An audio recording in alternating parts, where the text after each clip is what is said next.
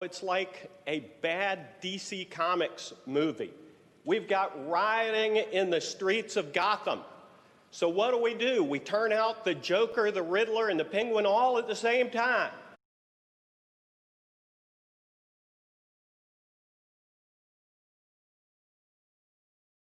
It is a reflection of what the governor's parole board is doing in turning out dangerous, violent felons, the worst of the worst. And what we have seen is utter disdain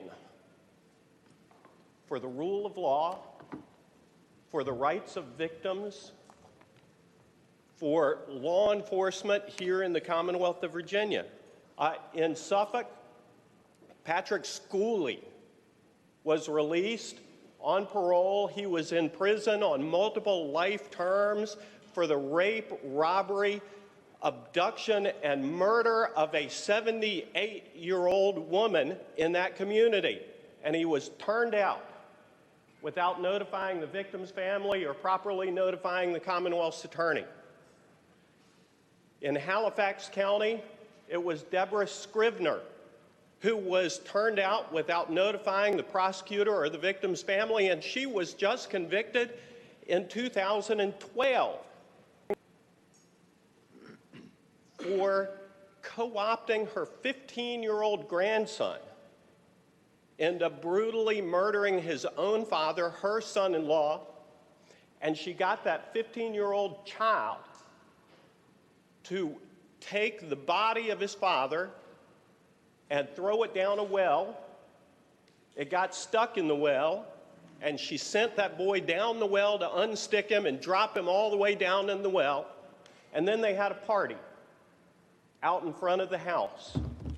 And this was in 2012 that Deborah Scrivener was convicted of this brutal murder. 8 years later, under the guise of the geriatric parole statute, the parole board was so determined to turn her and other people out of prison that it did so without notifying the prosecutor and without notifying the family. We are sending the wrong message this week to Virginia. We are telling them that we are willing to make gigantic leaps of faith with respect to violent felons. And we see in the news every day how those leaps of faith are not justified.